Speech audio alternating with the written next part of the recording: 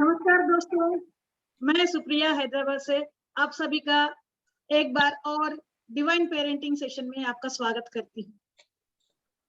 जैसे कि हम हर हफ्ते डिवाइन पेरेंटिंग के सेशन में एक एक जानकारी लेते हैं, एक एक सब्जेक्ट के बारे में, वैसे ही आज भी हम लोग बच्चों को कैसे पालना है उसके बारे में और एक सेशन में इंटर होते हैं। तो हमारे साथ आज जुड़े हैं सुजाता जी, जो थाने से हैं, महाराष्ट्र थाने से हैं। तो उनसे मिलने से पहले, उनसे आत्मज्ञान लेने से पहले हम लोग 10 मिनट के लिए मेडिटेशन करते हैं। मास्टर्स हमें मेडिटेशन करवाएंगे शीतल जी। नमस्ते मैडम, शीतल मैडम। नमस्ते। नमस्ते सभी को। मैं शीतल बागुल, पुणे महाराष्ट्र से आप सभी का इस डिवाइन पेरेंटिंग में हृदय से स्वागत करती हूँ। तो चलिए मास्टर, अगले 10 मिनट तक हम ध्यान की यात्रा में आगे बढ़ते हैं।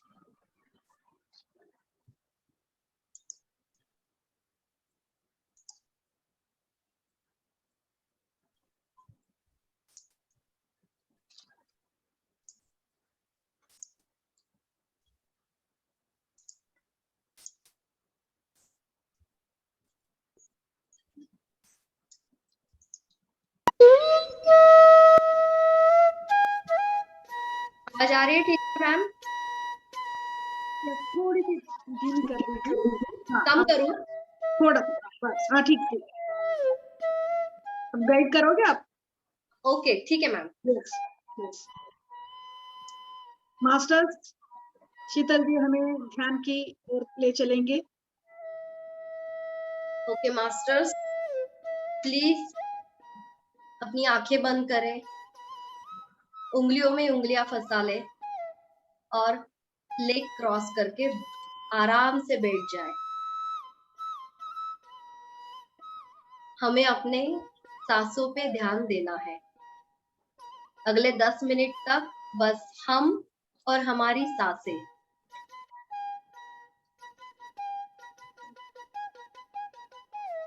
ना कोई सोच, ना कोई विचार।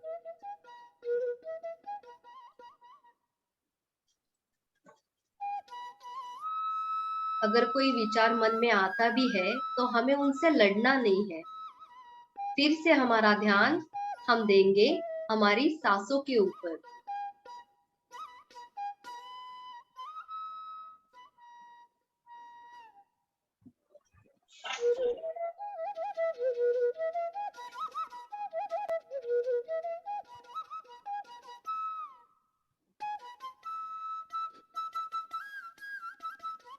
बहुत ही सिंपल और इजी ध्यान दिया है हमारे प्रिय पितामह पत्री सर ने।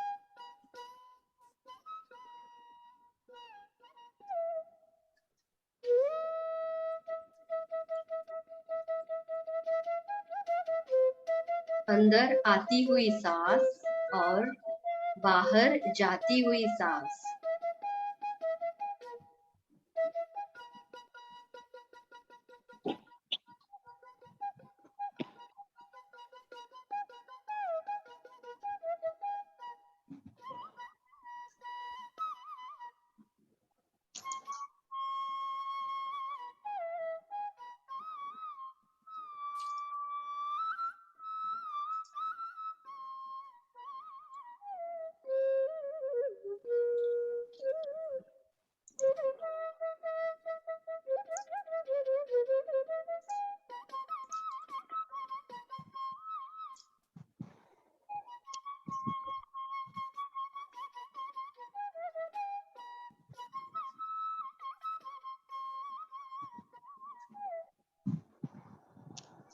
ना कोई सोच, ना कोई विचार।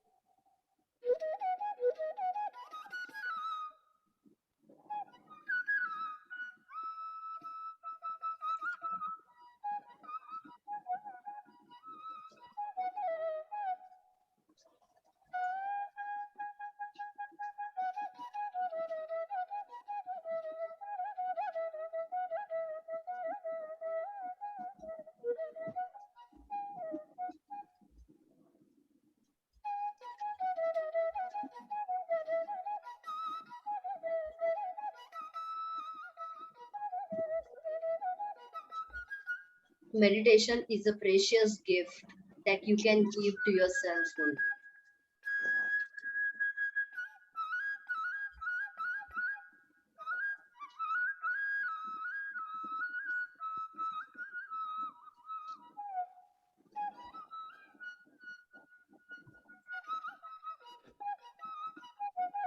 अपने सांसों के साथ जुड़े रहिए मास्टर।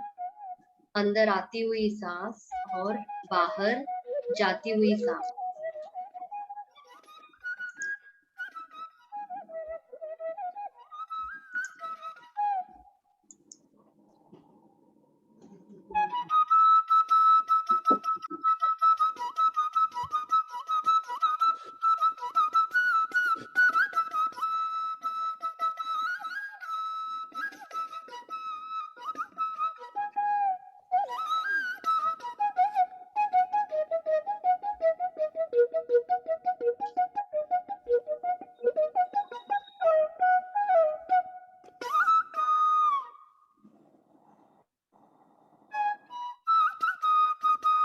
बस हमें सिर्फ हमारी सांसों के साथ रहना है। इतना सरल और सिंपल मेडिटेशन है आनापानसती meditation.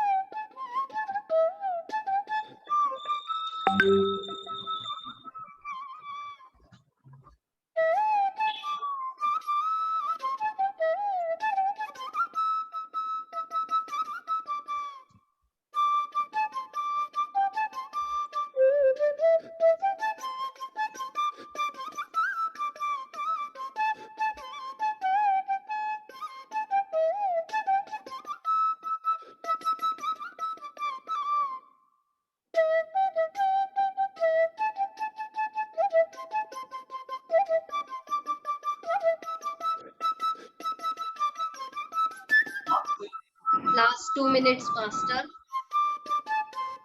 Please don't open your eyes. Be with your breath.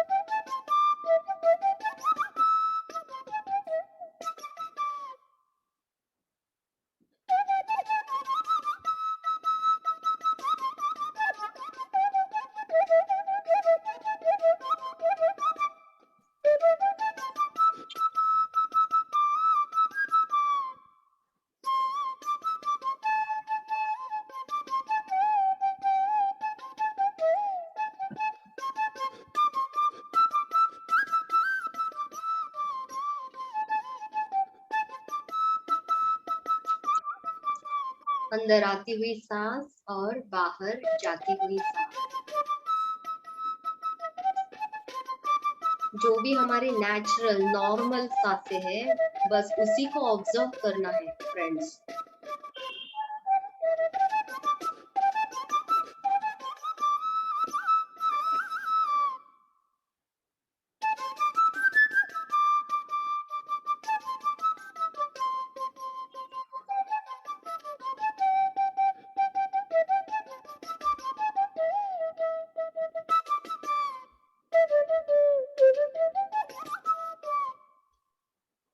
Last 30 seconds. अपनी सासू के साथ रहिए मास्टर।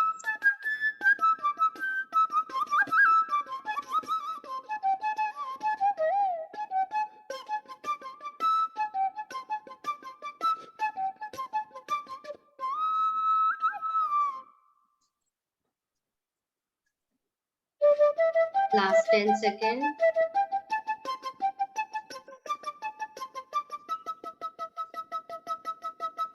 धीरे धीरे अपने हाथों को अपनी आंखों के ऊपर रखिए और आंखें खोल दीजिए। Thank you so much. Thank you Sheetal ji, thank you, बहुत अच्छा मेडिटेशन करवाया, थैंक यू सो मच। अच्छा, अब चलते हैं अपने सत्र के तरफ। जैसे कि आप सब लोग जानते हैं, हमारा डिवाइन पेरेंटिंग में हर हफ्ते हम लोग नए नए टॉपिक के बारे में जानकारी लेते हैं, और बच्चों के बारे में, और पेरेंट्स बनने से पहले हमें क्या क्या तैयारी करना पड़ता है, पेरेंट्स बनने के बाद हमें क्या क्या करना पड़ता है, उसके बारे में हम लोग जानकारी प्राप्त करते हैं। तो आज हम बुलाते हैं बॉम्बे थाने से, महाराष्ट्र से सुजाता जी को, जो बचपन से ही बहुत अच्छे स्पिरिचुअल वे में थे, उनके मन में बहुत अच्छा विचार थे, और वो रिटायर्ड प्रिंसिपल है कॉलेज में, और उनका जो लगाव था स्पिरिचुअलिटी की तरफ, उनके कारण वो 3-4 साल से पीएसएसएम से जुड़े हैं और मेडिटेशन के थ्रू अपना जर्नी कर रहे हैं। तो उनके बारे में आप जानकारी करते हैं और उनका एक्सपीरियंस भी शेयर करते हैं। नमस्ते सुजाता जी, नमस्ते, वेलकम टू आवर सेशन। नमस्ते। Thank you. नमस्ते नमस्ते। Thank you Supriya ji. Thank you for inviting me for this very precious session, I must say. And just एक करेक्शन करनी है, मैं थाने से नहीं हूँ, मैं वर्धा से हूँ। Oh, Wardha Maharashtra. Okay okay ma'am. Okay, Nagpur के पास करीब 80 किलोमीटर्स पे है वर्धा महाराष्ट्र। मैं वहां से हूँ, रिटायर्ड हूँ। एंड कोरोना का इसमें बहुत बड़ा हाथ है, क्योंकि कोरोना आया, सब बंद हो गया और जूम शुरू हो गया, और जिसकी वजह से मैं आप सब लोगों से इतने अच्छे से घुल मिल गई, इतने अच्छे से मिक्स हो सकी, और इतनी बढ़िया जानकारी मुझे मिलने लगी। तो हमारे प्यारे ब्रह्मर्षि पितामह पत्री जी को कोटि कोटि प्रणाम है। उसी तरह हमारे प्यारे जीके सर को भी प्रणाम करते हैं। एंड मास्टर्स सभी को नमस्कार। सबसे पहले सुप्रिया जी, मैं आपका और आपके टीम का तहे दिल से धन्यवाद देती हूँ और अभिनंदन करती हूँ कि आपने ऐसा एक टॉपिक चुना है, और पिछले 2 महीनों से ये लगातार होते आ रहा है। मैम आपको बता दूं, क्योंकि मैं प्रिंसिपल हूँ, बच्चों के साथ रहती हूँ, आजकल बच्चों में बहुत ज्यादा प्रॉब्लम्स डेवलप हो रहे हैं, और इस लिहाज से ये जो टॉपिक है, ये it is the need of the hour, कहना गलत नहीं होगा। हमारे जो बच्चे हैं, ये हमारे देश का भविष्य है, पिलर्स है हमारे देश के, हर घर की शान है, और माता पिता की तो जान है। लेकिन आजकल और कोरोना के बाद से, लॉकडाउन की वजह से हो सकता है, या सोसाइटी में कुछ बदलाव आ गया है, फैमिलीज में बदलाव आ गया है, उस वजह से कहिए बच्चों में बहुत प्रॉब्लम्स डेवलप हो रहे हैं, जो दिखाई भी दे रहे हैं। और इस प्रॉब्लम की वजह से ना ही बच्चे, उनके पेरेंट्स भी परेशान हैं। सोसाइटी में ये कुछ अलग सा माहौल आजकल हमारे साथ जुड़ा हुआ है। इसके जो रीजंस है, रीजंस तो बहुत सारे हैं, लेकिन उसमें से मुझे लगता है एक रीजन ये है कि हमारे जो बच्चे हैं और पेरेंट्स है, इनमें कुछ दूरी आ रही है। नौकरी के लिए तो पेरेंट्स को बाहर जाना ही पड़ता है, वो तो टाला नहीं जा सकता। दोनों पेरेंट्स घर के बाहर रहते हैं, पैसा घर में आ रहा है, सोसाइटी मटेरियलिस्टिक बहुत ज्यादा हो रही है, लेकिन बच्चों को ये सब नहीं चाहिए। तो उनको क्या चाहिए? बस अपने पेरेंट्स का प्यार चाहिए और थोड़ा सा समय चाहिए। That's all. और यही उनको नहीं मिल रहा है, और जब ये नहीं मिलता तो जाहिर है कि वो अपना जो प्रोटेस्ट है वो किसी न किसी तरह वो निकालेंगे, और वो इस तरह से प्रॉब्लमेटिक सिचुएशंस क्रिएट करते हैं अपने लिए भी, पेरेंट्स के लिए भी, और सोसाइटी के लिए भी। तो इसलिए, और पहले क्या होता था कि पहले घर में दादा दादी या नाना नानी रहते थे जो बच्चों को संभाल लेते थे, और उनको कहानियों के जरिए कहिए या कुछ सिचुएशंस के जरिए कहिए, उनको मॉरल एजुकेशन, सपोर्ट और बहुत सारा प्यार मिलता था, जो अब नहीं हो रहा है। अपनी जो न्यूक्लियर सोसाइटी बनते, फैमिलीज बनते चले जा रहे हैं, दिन भर माँ बाप बाहर रहते हैं, बच्चे अकेले रहते हैं, तो जाहिर है अकेला जो बच्चा है उसका जो दिमाग है, और अकेला दिमाग तो शैतान का घर बन जाता है, और वही आज हमको सोसाइटी में दिखने को मिल रहा है। तो ये सब बातों को ध्यान में रखते हुए ये जो हमारा स्पिरिचुअल अप्रोच है बच्चों को बड़ा करते हुए, ये बहुत ज्यादा मायने रखता है। हम बच्चों को कैसे बड़ा करते हैं, बच्चों को कैसे पालते हैं, कैसे उनकी ओर ध्यान देते हैं, ये सभी बातें बहुत ज्यादा आजकल के जमाने के लिए बहुत ज्यादा मायने रखती है। और जो मास्टर्स यहाँ है, जो क्या कहूँगी मैं, बुजुर्ग मास्टर्स है, उनको तो पता है कि उनके जो पेरेंट्स रहे वो थे, उनके जो दादा दादी, नाना नानी, उनके घर के जो रिलेटिव्स थे, जो बातें मैं आज बताने वाली हूँ, जो या 2 महीनों से हम ये जो सब कुछ बोल रहे हैं, ये हम सबको पता है। लेकिन आजकल हुआ क्या है कि इन लोगों को जो अभी के जो नए जनरेशन है, उनको ये सब बताने के लिए कोई है ही नहीं, और इसलिए हमारा ये जो सेशन है ये बहुत ज्यादा मायने रखता है। ये सब बातें हमको फिर से एक बार सोसाइटी को बतानी है, नए पेरेंट्स जो है उन तक हमको ये सब बातें पहुंचानी है, और इसलिए ये सेशन बहुत इम्पोर्टेंट है। पितामह पत्री जी हमेशा कहते हैं कि हर स्त्री के लिए ये जो मातृत्व का जो पीरियड रहता है, या जो काल है, ये जो बहुत इम्पोर्टेंट बात है उनके लिए, भावनात्मक दृष्टि से कहिए या मेंटल दृष्टि से कहिए, उसी तरह शिक्षाप्रद भी है ये। और इसी जो काल है ये बहुत ज्यादा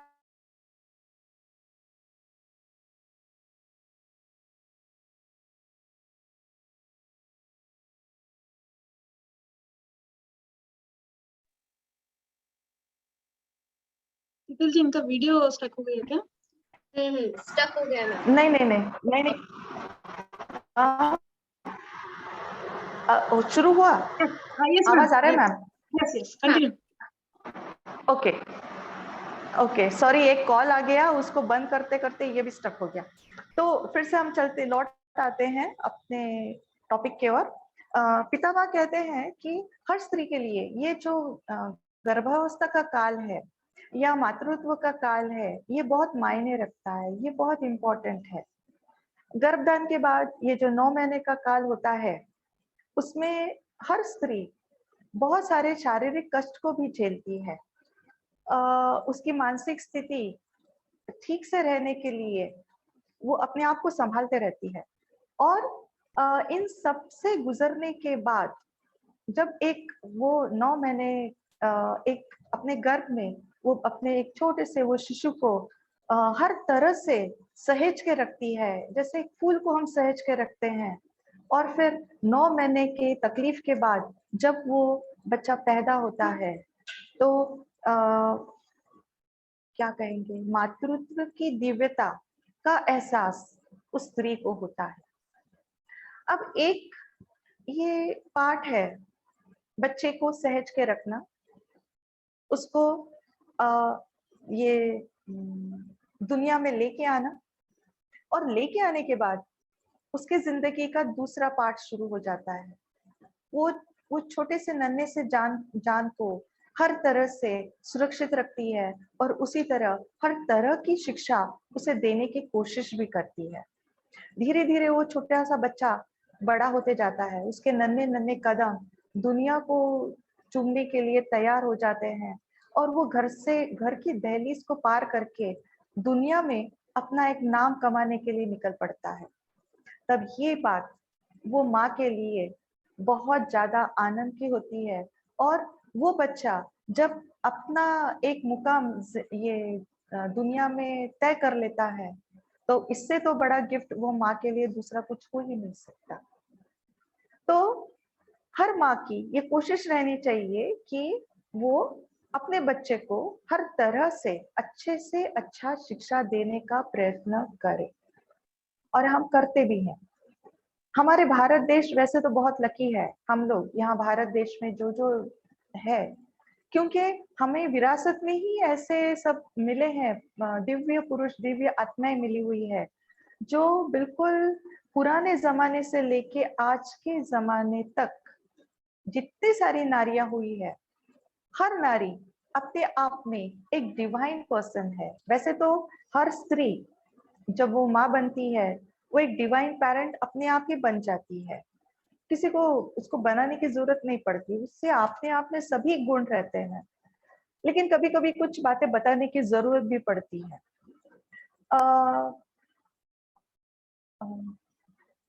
हाँ, यस, कुंती। हम अभी कुछ ऐसे माँओं के बारे में बात करने वाले हैं जो हमें शिक्षा देने वाली हैं कि कैसे बच्चों को बड़ा करना चाहिए। तो फर्स्ट पिक्चर जो आपके सामने है वो हमारे एक अति डिवाइन पर्सनालिटी का है जिसका नाम है कुंती। ये जो कुंती है ये पांडु महाराज की पत्नी थी। पांडु महाराज की एक और पत्नी थी माद्री। इनके 2 बेटे थे और कुंती के 3 बेटे थे। कुंती ने माद्री के दोनों बच्चों को भी अपने ही बच्चों की तरह पाला पोसा और बड़ा किया।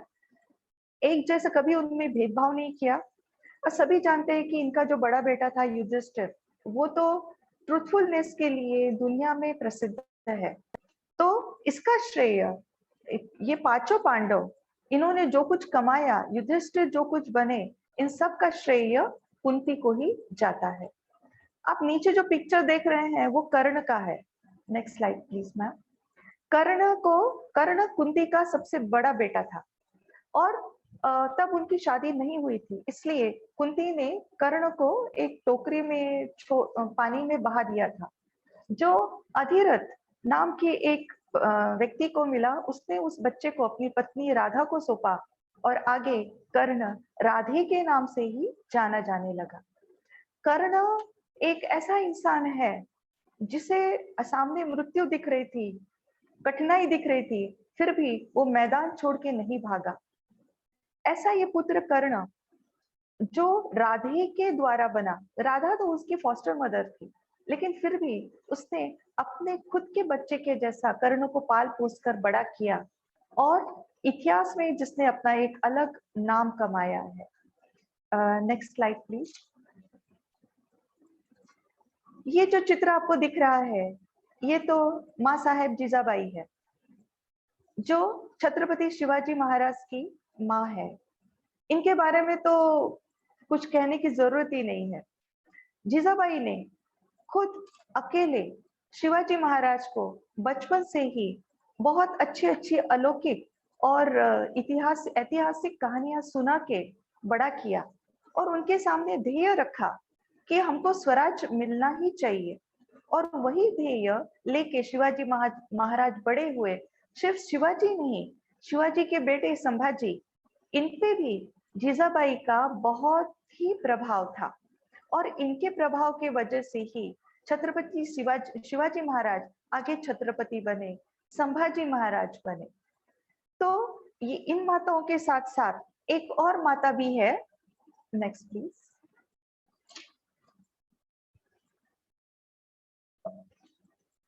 ये है महात्मा गांधी की माँ पुतलीबाई।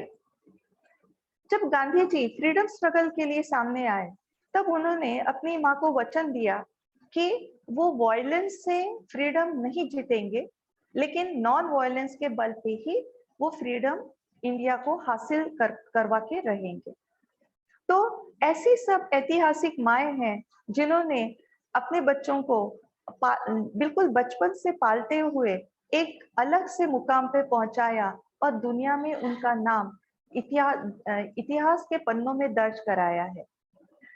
एक बात और है मास्टर्स कि बच्चे के जन्म के बाद जो हम उसको एटमॉस्फेयर देते हैं, वातावरण देते हैं, जो पढ़ाते हैं, जो सिखाते हैं, जो समझाते हैं, उससे तो बच्चे बड़े बनते ही हैं। लेकिन एक और बात आपको याद रखनी है कि बच्चे की पढ़ाई और बच्चे की जो कुछ इमोशनल ब्रीडिंग है, वो जन्म के बाद नहीं, जब वो गर्भ में पलता है तब उसी वक्त से वो सब शुरू हो जाता है। जब बच्चा गर्भ में रहता है, ये तो अभी साइंस ने भी सिद्ध किया है कि जब बच्चा गर्भ में रहता है, अपने आजू बाजू का जो एटमॉस्फेयर रहता है, उसके माँ के जो विचार होते हैं, आजू बाजू के लोग घर में क्या बोलते हैं, ये वो सब सुनता है और ये सब बातें वो एब्सॉर्ब करते रहता है। और गर्भ में ही बच्चा बहुत कुछ सीखता है। उसका सबसे बड़ा एग्जाम्पल यदि कोई है तो वो है भक्त Prahlad. Ma'am next slide please. भक्त प्रहलाद हिरण्यकश्यपु राजा का बेटा था। वो कहीं लड़ाई पे गए हुए थे, तब उन्होंने भक्त प्रहलाद को एक ऋषि के आश्रम में छोड़ा और उनकी माँ कयाधु पूरे बच्चे के जन्म तक इस आश्रम में रही। इसी आश्रम में ऋषि नारद ने कयाधु को एक मंत्र दिया, नारायण नारायण, और यही मंत्र कयाधु हमेशा बोलती रहती थी, जो गर्भ में पल रहे प्रहलाद ने भी सुना। और जब उसका जन्म हुआ तो उसके बाद वो भगवान विष्णु का भक्त बना। और सिर्फ इतना ही नहीं, जब उस पे कोई संकट आए तब भगवान विष्णु स्वयं वहां प्रकट हुए और नरसिंह अवतार के रूप में उनकी रक्षा की। तो इस तरह से एक और बात है अभिमन्यु की। ये तो बिल्कुल जीता जागता उदाहरण है कि गर्भ में बच्चे पे क्या संस्कार होने चाहिए। अभिमन्यु अर्जुन और सुभद्रा का बेटा था। जब अभी अर्जुन हमेशा सुभद्रा से अक्सर लड़ाई के बारे में बातें करते थे, वो लड़ाई कैसे जीतनी चाहिए या वो रचना युद्ध भूमि में कैसे रहनी चाहिए। एक बार वो चक्रव्यूह के बारे में सुभद्रा को बता रहे थे और बताते बताते सुभद्रा सो गई, लेकिन अंदर गर्भ में पर जो शिशु था अभिमन्यु, ये सब चक्रव्यूह के बारे में वो सुन रहा था। लेकिन बीच में ही बात कट गई क्योंकि सुभद्रा सो गई और अर्जुन ने अपनी बात वहीं छोड़ दी। जब महाभारत का युद्ध हुआ और अर्जुन लड़ाई में उतरा तो इसी चक्रव्यूह में वो अंदर प्रवेश कर गया और वहां से वो बाहर नहीं आ सके क्योंकि उनको पता ही नहीं था कि वहां से बाहर कैसे आना है, और इस वजह से उनकी वहां अंदर ही मृत्यु हो गई। तीसरा उदाहरण इसी बात का है कि अष्टावक्र ये बहुत बड़े ऋषि कहोला के पुत्र थे। जब वो अपने माँ के गर्भ में थे तब वेदों के बारे में कहोला जो कुछ बोलते थे वो सब वो सुनते थे और उसके बाद उन्होंने वो सब अब्सॉर्ब कर लिया। और जब उनका जन्म हुआ तब सब आश्चर्यचकित रह गए कि वो जब बातें करने लगे, वो तो नॉर्मल बच्चे के बहुत पहले ही बातें करने लगे और सब ये जो वेदों के बात है वो आसानी से वो सब सुनाते थे। तो इन सब बातों से मास्टर्स ये सिद्ध होता है कि जो हमारे माता और उसके घर का एटमॉस्फेयर है वो बहुत मायने रखता है और उसके बारे में हमको बहुत जागरूक रहना चाहिए। माँ जो सोचती है उसका असर भी बच्चे पे होता है। और आजकल का जो हमारा एटमॉस्फेयर है वो बहुत टेंशन का है, बहुत चिंता रहती है। और इस हाल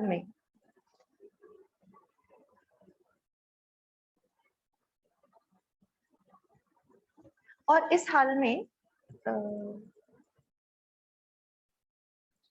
माँ को चाहिए कि अपने विचारों के प्रति सजग रहे।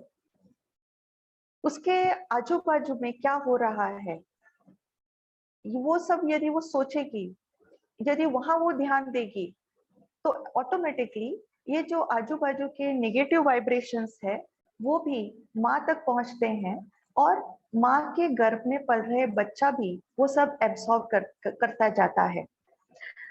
एक्चुअली सिर्फ माँ की बात नहीं है, मतलब जब वो गर्भवती होती है उसी वक्त की बात नहीं है। जब जो ये जो टू बी मदर्स रहते हैं, जब वो सोचते हैं कि अब हमको बच्चे की तैयारी करनी है, उसी वक्त से अपने विचारों के प्रति उनको सावधान रहना चाहिए। वो क्या विचार करते हैं, ये सब वाइब्रेशंस आजू बाजू के उन तक पहुंचकर वो गर्भ पे असर डालते हैं। तो इसलिए ये बहुत जरूरी है कि हम अपने विचारों के प्रति सावधान रहे, विचार अच्छे रखें और हमेशा अवेयरनेस के मूड में रहे, तो ऑटोमेटिकली हमारे विचार अच्छे रहेंगे। बेकार के विचार हमारे मन में नहीं आने देने चाहिए। जो हम बातें करते हैं दूसरे लोगों के साथ, या जो हम बातें सुनते हैं, टीवी देखते हैं, तो इस सब का जो असर है हमारे विचारों पे पड़ता है, और ऑटोमेटिकली हमारे विचारों का असर हमारे गर्भ में पल रहे बच्चे पर भी होते जाता है। तो विचार अच्छे रखने के लिए, हमारे मन को अच्छा रखने के लिए सबसे बड़ा माध्यम है ध्यान का। अभी हमने देखा कि शीतल जी ने कितना अच्छा ध्यान हमसे करवाया। ध्यान ये एक ऐसा जरिया है जिसके जरिए हम अपने आप को स्वस्थ रख सकते हैं, और हमारे गर्भ में पल रहे शिशु को भी हम स्वस्थ और हैप्पी रख सकते हैं। और ध्यान कैसे करना है? ध्यान तो बहुत ही आसान बात है। ध्यान करने के लिए कुछ बड़ी बातों की जरूरत भी नहीं, बस एक छोटी सी अच्छी सी जगह होनी चाहिए, साफ सुथरी जगह। वहां आप बैठ जाइए, पैरों को क्रॉस कर लीजिए, उंगलियों के आपस में फंसा लीजिए, हल्के से आंखें बंद कर लीजिए, यदि चश्मे है तो उतार लीजिए, और बस अपनी आती जाती सांसों पे अपना पूरा ध्यान केंद्रित कीजिए, और तो कुछ करना ही नहीं।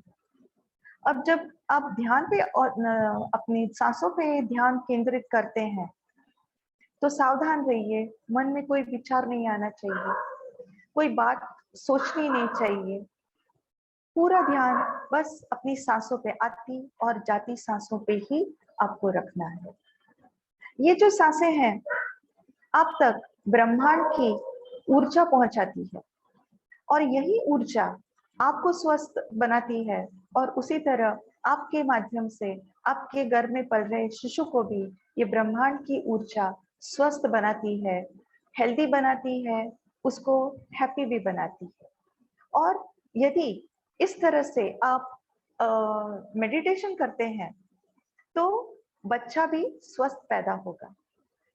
और जो यदि गर्भ में बच्चा है तो फिर तो कम से कम दिन में 2 बार मेडिटेशन करना चाहिए, कम से कम आधे घंटे का मेडिटेशन करना चाहिए।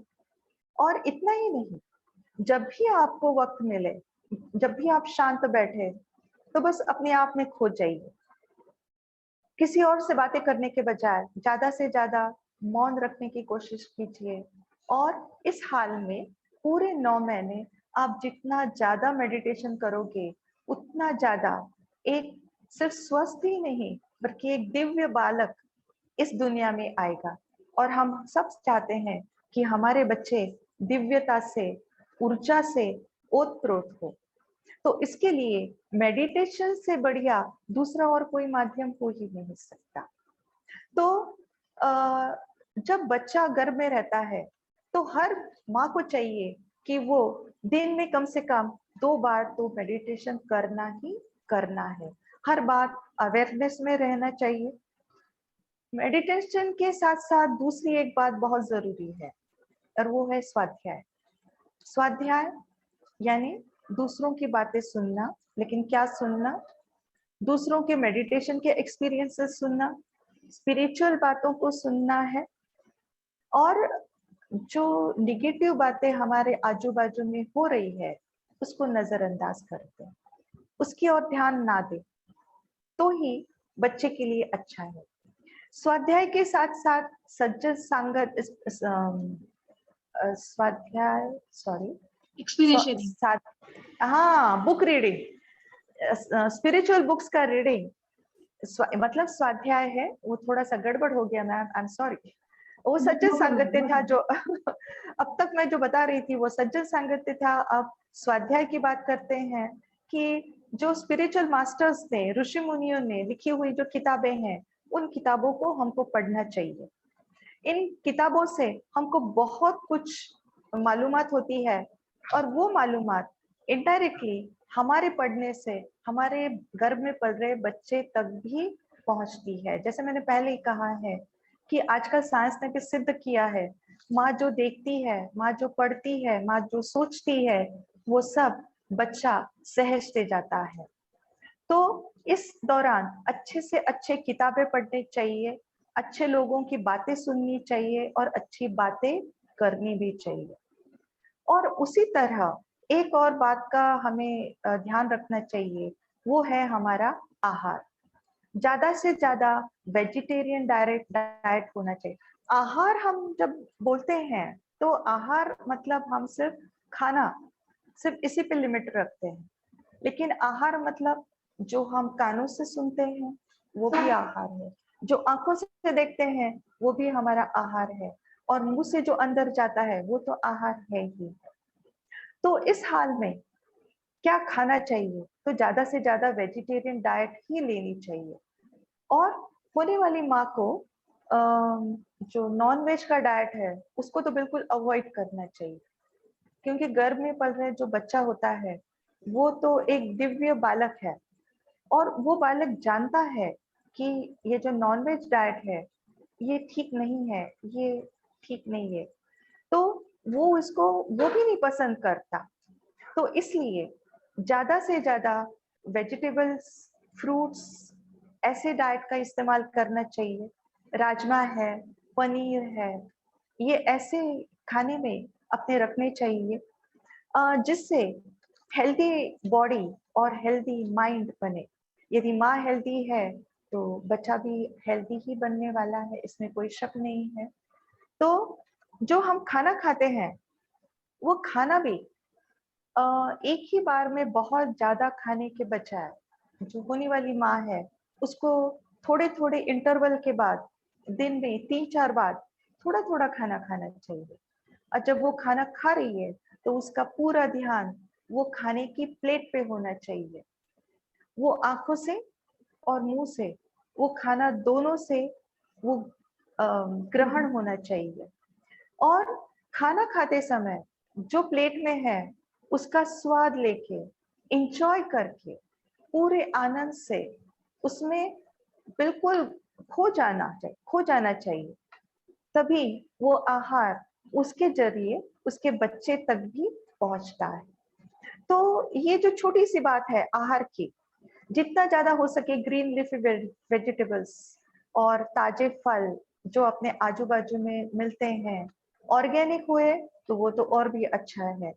तो ये सब का ध्यान माँ को रखना चाहिए, और माँ क्या खा रही है इसका ध्यान उसके फैमिली को भी रखना चाहिए, क्योंकि एक बच्चे के जन्म में सिर्फ माँ और पिता का ही नहीं, फैमिली और सोसाइटी का भी योगदान होना चाहिए, तभी तो वो बच्चा एक दिव्य बालक बन के आएगा। अब रही बात माँ की, तो माँ हम तो जानते हैं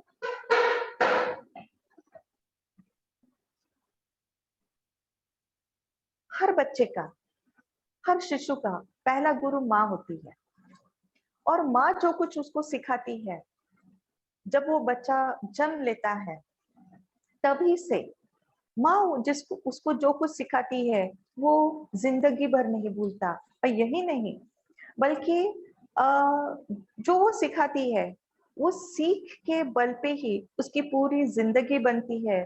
वो सीख ही वो बच्चे की जिंदगी संवारती है।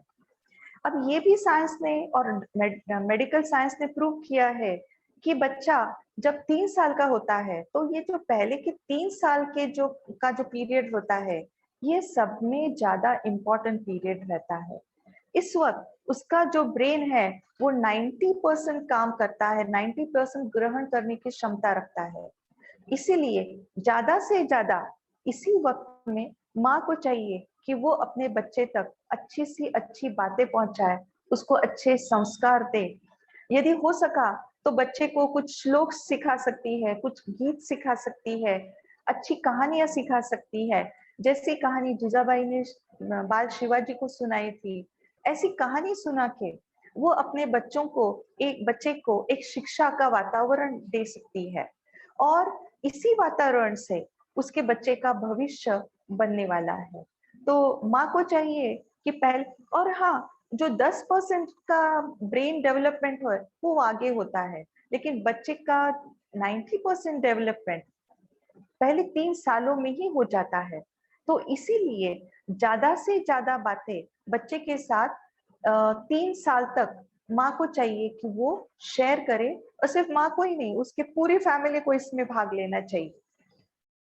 हमको लगता है कि जिस आदमी के पास बहुत पैसा है वो बहुत खुश है, तो पैसा ही सब कुछ है। आजकल का जमाना ही मटेरियलिस्टिक है, लेकिन मास्टर्स ऐसा नहीं है। पैसों के बल पे हम खुशी नहीं खरीद सकते, लेकिन हाँ, जिसके पास खुशी है, जिसके पास स्वास्थ्य है, उसके पास दुनिया की सबसे बड़ी पूंजी है। तो माँ को चाहिए कि बच्चा कैसे खुश हो, बच्चा कैसे स्वस्थ हो। इसके लिए वो जब पैदा होता है तभी से उसमें मेडिटेशन की आदत डालनी चाहिए। और बच्चे सीखते हैं, बच्चे कितना भी छोटा क्यों ना हो, आप बैठ जाओ तो वो भी आपके पास बैठेगा और आपकी नकल करेगा, उसको समझे या ना समझे। लेकिन हाँ, जो ये छोटे बच्चे हैं ये तो एंजल्स होते हैं और नेचुरली वो ध्यान ऑटोमेटिकली अपने आप ही सीख जाते हैं। तो जैसे अभी सुप्रिया जी ने कहा कि हमारी फैमिली में, मैं ही नहीं, हमारी जितने फैमिलीज है, हमको बचपन से ये आदत डाली गई थी कि घर का माहौल ये बहुत सांस्कृतिक होता है। वैसा ही माहौल माँ को चाहिए कि अपने बच्चे के लिए भी अपने घर में तैयार करने की कोशिश करे। एक बात और याद रखनी चाहिए फ्रेंड्स कि we create our own reality। इस बात को हमेशा ध्यान में रखना चाहिए। और जो हम सोचते हैं वैसा ही हमारे इर्द गिर्द का एटमॉस्फेयर, वैसा ही हमारी जिंदगी बनती चली जाती है। तो यदि हम सोचे कि हमारा बच्चा भी अच्छा बने, स्वस्थ बने, एक अच्छा नागरिक बने, तो उसके लिए हमें इसी वक्त से कोशिश करनी शुरू करनी चाहिए। अब ये करने के लिए हमें कुछ बातों का ध्यान गर्भावस्था के दौरान ही रखने की जरूरत है। जो हम खाना खाते हैं वो खाने की ओर ध्यान दें, वो हम थोड़ा थोड़ा खाना चाहिए। भोजन का आनंद लेते हुए खाना खाना चाहिए, पौष्टिक पदार्थ खाने चाहिए। इसके साथ कुछ बातें हैं जो हमें करनी चाहिए या कुछ बातें हैं जो हमें नहीं करनी चाहिए, उनको भी हमें देखना है। गर्भावस्था के दौरान हमें हर पल अवेयरनेस में रहना चाहिए, हम क्या सोचते हैं, क्या करते हैं। अच्छा संगीत सुनना चाहिए। संगीत से बच्चे का जुड़ाव गर्भावस्था के दौरान ही हो जाता है। संगीत कौन सा होता है गर्भावस्था के दौरान? माँ के हार्ट बीट्स जो है वो बच्चे के लिए एक संगीत का काम करते हैं। और इसीलिए जब भी वक्त मिले तब अच्छा संगीत सुने, स्पेशली क्लासिकल संगीत सुने। हाँ, वो जो गाना है ना, वो चिकनी चमेली वगैरह वैसे गाने ना सुने, वो उसका कोई फायदा नहीं होता। लेकिन क्लासिकल गाने सुने, स्पिरिचुअल सॉन्ग्स सुने, उसका फायदा होता है। और वोकल सॉन्ग्स के बजाय यदि आप इंस्ट्रूमेंटल धुन सुने तो उसका फायदा बच्चे को ज्यादा होता है। बच्चा आनंद महसूस करता है और शांति महसूस करता है। हमेशा अपना जो एटमॉस्फेयर है वो हंसी मजाक का रखे, अच्छे अच्छे सीरियल्स देखे। अच्छे सीरियल्स मतलब जो कॉमेडी सीरियल्स है, बाकी सीरियल्स ना देखे। कॉमेडी सीरियल्स देखना है, ज्यादा से ज्यादा मौन रखना है, दूसरों की बातों को नजरअंदाज करें, दूसरों की बातों की ओर ध्यान नहीं देना चाहिए। और सबसे ज्यादा इम्पोर्टेंट बात है नेचर। नेचर में आप जितना ज्यादा वक्त बिताओगे उतना आपके लिए और आपके बच्चे के लिए ये बहुत ज्यादा फायदे का होगा। नेचर भी हमारा सबसे बड़ा साथी है, सबसे बड़ा गुरु है। तो प्रकृति में जाए। और एक बात और है कि हम लोग तो पिरामिड्स में विश्वास रखते हैं, तो इसका उपयोग ज्यादा से ज्यादा करें। जब दोपहर में या शाम के समय आप छोटे छोटे नैप्स लेते हैं या आराम कर रहे होते हैं, तो छोटे पिरामिड्स अपने पेट पे रखें, जिसका फायदा बच्चे को होगा। और माता पिता को चाहिए कि कम से कम दिन में एक बार बच्चे के साथ बात जरूर करें। गर्भावस्था के दौरान की बात कर रही हूँ। बच्चा सब सुनता है और बच्चा सब समझता भी है। तो और इस दौरान जो माँ है वो यदि ग्रुप मेडिटेशन में पार्ट लेती है, पिरामिड ध्यान करती है, तो इसका फायदा भी होगा। इसके साथ साथ पूर्णिमा के ध्यान का भी फायदा बहुत बहुत होता है। तो जितना शरीर आपका आपको अलाउ करे उतना देर आप पूर्णिमा के ध्यान में आप बिताएं। उस पे आप जरूर ट्राई करना चाहिए। इसका फायदा होता है आपको भी और आपके बच्चे को भी। और एक बात, मन में ये विश्वास रखे कि मेरा बेटा आसानी से आने वाला है, अच्छा आने वाला है, और वो जो बच्चा है उसकी नॉर्मल डिलीवरी होगी, सुरक्षित डिलीवरी होगी। क्योंकि जैसे मैंने पहले कहा, we create our own reality. हम जो सोचते हैं वही होता है। तो ये बात सोचे मन में, हर बार टेंशन ना रखे कि क्या होगा क्या होगा, कुछ नहीं होगा, अच्छा ही होगा। तो ये बात मन में रखनी चाहिए कि बेटे का, बच्चे का जन्म अच्छा होने वाला है, सुरक्षित होने वाला है। और इस दौरान जो आप विश्वास रखते हैं वो विश्वास वैसा ही होगा। और बच्चे का जब जन्म होगा तो उसके बाद भी उसको इसी माहौल में रखना है, सुरक्षित हैप्पी माहौल में। उसके रूम में, आपके जो रूम है वो रूम में यदि आप बच्चों की या नेचर की पिक्चर्स लगाती है तो उसका भी फायदा आने वाले बच्चे पर होता है। क्योंकि वो बच्चा गर्भावस्था में ही हैप्पीनेस को महसूस करता है, और जो हैप्पीनेस को महसूस करता है तो दुनिया में आंखें खोलने के बाद तो वो हैप्पी बच्चा ही पैदा होगा। तो जो नवजात शिशु है, पैदा होने के बाद उसका जो मस्तिष्क है, मस्तिष्क रेशा, बौद्धिक क्षमता जो होती है वो बहुत जबरदस्त होती है। बच्चे के नवजात शिशु के भी मस्तिष्क में अबाउट 100 ट्रिलियन सेल्स काम करते रहते हैं, और इनमें से कम 50 ट्रिलियन सेल्स ऐसे होते हैं जो शरीर के सभी पार्ट्स में जुड़े हुए रहते हैं। तो उसके माइंड से उसके बॉडी तक ये मैसेज पहुंचाने का काम करते हैं। तो उसके ब्रेन को हमें बताना है कि everything is fine, you are safe, you are happy, you are sound and you are safe. तो ये बात हमको बतानी चाहिए। बच्चे जब 6 महीने के होते हैं तकरीबन सभी भाषा को वो समझते हैं। तो इसलिए हमें ये देखना चाहिए कि बच्चे के साथ सिर्फ एक ही भाषा में नहीं, माँ बाप, उसके फैमिली मेंबर्स, सोसाइटी अलग अलग भाषा का यदि प्रयोग करते हैं तो उसका उसके ब्रेन पे असर होता है और ब्रेन की डेवलपमेंट अच्छी से होती है। तो पेरेंट्स को चाहिए कि बच्चे की बौद्धिक क्षमता बढ़ाने के लिए हमेशा प्रयत्नशील रहे, उसको अच्छे से अच्छी बातें बताए, उसमें क्या क्वालिटीज है, उसमें क्या स्किल है, ये बहुत जल्दी पेरेंट्स को डिटेक्ट करना चाहिए और उसको बढ़ावा देना चाहिए, उसको प्रोत्साहन किया देना चाहिए।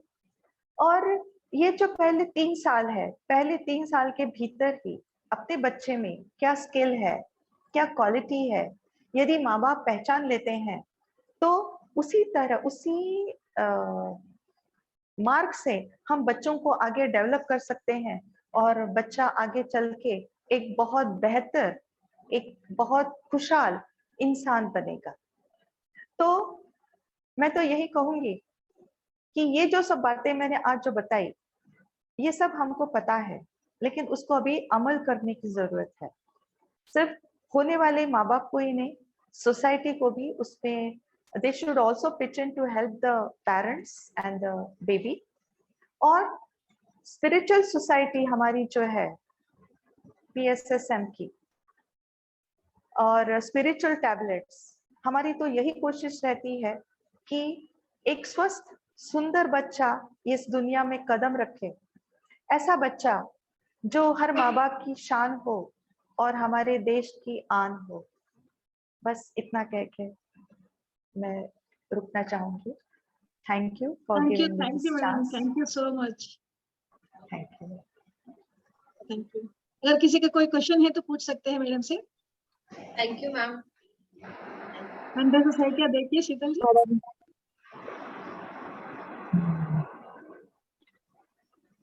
Thank you, madam. So much. Your voice is very sweet, sweet voice. Thank you thank you ma'am, ये तो यूनिवर्स का गिफ्ट है।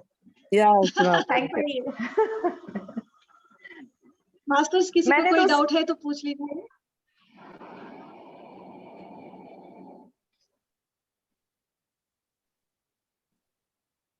शायद लगता है मैम ने इतनी अच्छी तरीके से समझा कि किसी को डाउट नहीं। सही है, सही आई कहा होप आपने। सो, आई होप सो। नहीं मैम, बहुत अच्छे से बताया। Thank you so much. जैसे मैंने पहले कहा कि ये सब हमको पता है, बस अभी उस पे से धूल झटकने की जरूरत है। और स्पिरिचुअल सोसाइटी, हमारी स्पिरिचुअल टैबलेट्स, हम बस इतना ही धूल झटकने का काम फिलहाल कर रहे हैं।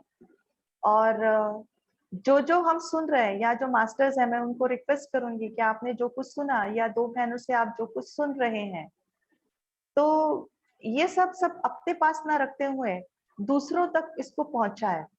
आपके सोसाइटी में आजू बाजू में जो कुछ ऐसे पेरेंट्स हैं, उन तक ये बातें आप जरूर पहुंचाने का काम कीजिए।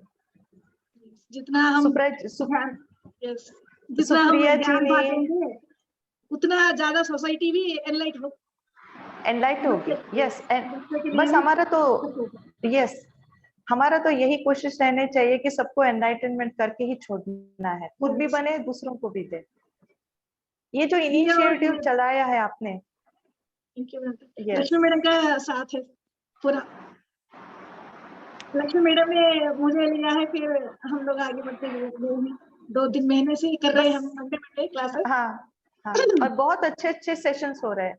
एवरी मंडे मैं सुन रही हूँ, बहुत अच्छे सेशंस हो रहे हैं। तो वही मैडम, जो एक मास्टर धरती पे आने के लिए तैयार है, उसको कैसे सीखना है, वही हमारा कोशिश है डिवाइन पेरेंटिंग के लिए। तो वही हमारा लक्ष्य है कि वो नाम का सार्थक हो जाए।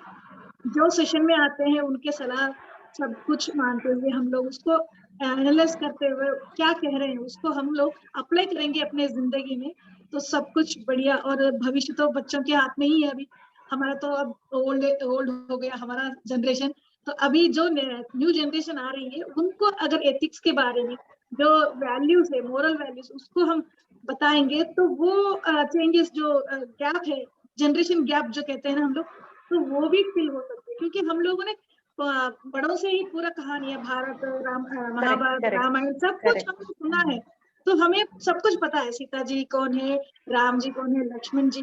पर आजकल के बच्चों को क्या है, mobile mobile mobile, TV, mobile. Yes, उसके कारण जो कहानियां जो मैथोलॉजिकल पिक्चर्स है, उसको देखने के बाद भी उनको पता डिस्टॉर्ट हो, चलेगा कि राम ये कौन सब है। डिस्टॉर्ट हो रहा है, Yes, उसका yes, असली जो मायना है वो खो गया है, yes, और उसी को फिर से हमें वापस वापस लाना है पुनर्जीवित क्योंकि करना है, हाँ, यस, क्योंकि हम रिजुविनेट लोग करना दूसरों है को इस पूछने सबको, से पहले हमें खुद देखना चाहिए हम लोग कितना खुद देख बच्चों को दिया है हमने नॉलेज, दिया है, दे रहे हैं, क्या कर रहे हैं, क्या कर रहे हैं, यस यस यस। हम लोग ये बस उनको चुप करवाने के मोबाइल दे लेते हैं, वो Record मोबाइल की Yeah. आदत लग जाती है उन्हीं को, बस वो चुप बाद हो में जाते हैं, हम पढ़ते भी मोबाइल में खो जाते हैं, यस, माँ और फिर बाप भी, हम बच्चे भी।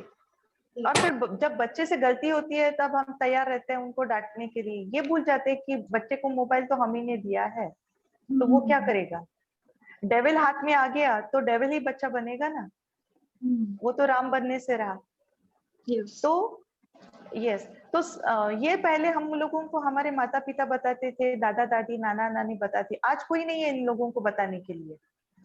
तो इसीलिए हमारा ये जो सेशन है ये बहुत ज्यादा इम्पोर्टेंट है। यहाँ पे मैं इन एक लोगों को पता, क्वेश्चन भी हम लोग कर सकते हैं मैडम, दोनों जो हाँ जी, माँ बाप जाते हैं ना तो हाँ सर्विस के लिए, वो तो आजकल हाँ, कमाने के ऊपर ही लगे हैं, बच्चों को भी इतना टाइम नहीं दे पा रहे, उनको भी क्या नहीं दे सलाह सकते। देंगे आप? बस उनको तो यही सलाह दूंगी कि जितना ज्यादा हो सके अपना वक्त बच्चों को दे। मैं तो ये नहीं कहूंगी कि सब छोड़ छाड़ के घर में बैठ जाए, क्योंकि वो हो भी नहीं सकता, आजकल पैसों की तो सबको जरूरत है, लेकिन वो पैसों के साथ साथ बच्चा भी तो इम्पोर्टेंट है। वो बच्चे को जब भी वक्त मिले अपना क्वालिटी टाइम दे, क्वांटिटी नहीं, क्वांटिटी तो देने से कोई फायदा नहीं है, जो आप जितना ज्यादा देंगे उसमें से क्वालिटी होनी चाहिए, भले ही थोड़ा वक्त हो, लेकिन वो थोड़े वक्त में आप बच्चों तक क्या पहुंचा रहे हैं, बच्चों से क्या बातें करते हैं, ये भी बहुत जरूरी है। और बच्चों को सुने, हम लोगों को टेंशन होता है तो हम फटाक से बोल देते हैं कि हाँ सुप्रिया जी आज मुझे बहुत टेंशन है, लेकिन जब बच्चे को टेंशन होता है तो वो पेरेंट्स का आके कहेगा कि प्लीज मेरे साथ खेलो ना, तो इसके पीछे की जो बात है वो बच्चों पेरेंट्स को समझ लेनी चाहिए कि यदि बच्चा कह रहा है कि मेरे साथ खेलो तो बात कुछ और है, और खेलते खेलते उसके मन में क्या चल रहा है वो हमको उससे निकाल लेना चाहिए। और तो यहाँ इस फिजिकल तरह एक्टिविटी से, कम होने के कारण ऐसा हो रहा है ना? हाँ, फिजिकल एक्टिविटी बच्चों में रही नहीं है।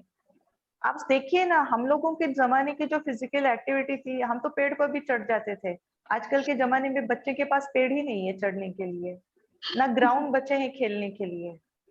तो और बस एक ही बात बची है, वो है वो एक तो मोबाइल, या तो वो कोई गेम्स रहते हैं, वो टीवी के गेम्स रहते हैं, बस उसमें वो कंप्यूटर कंप्यूटर कंप्यूटर के गेम, वो तो सब बैठे बैठे रहता है, तो उनकी जो ऊर्जा है वो खर्च ही नहीं हो रही है, और जो ऐसी ऊर्जा खर्च नहीं होती तो फिर तो बेकार की बातों में वो बच्चे उलझ जाते हैं।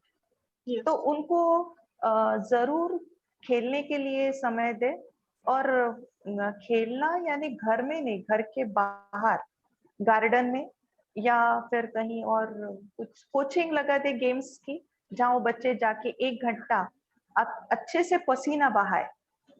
तो पसीना यदि नहीं बहेगा तो बच्चे का जो ऊर्जा है वो काम ही नहीं आएगी, तो वो भी जरूरी है।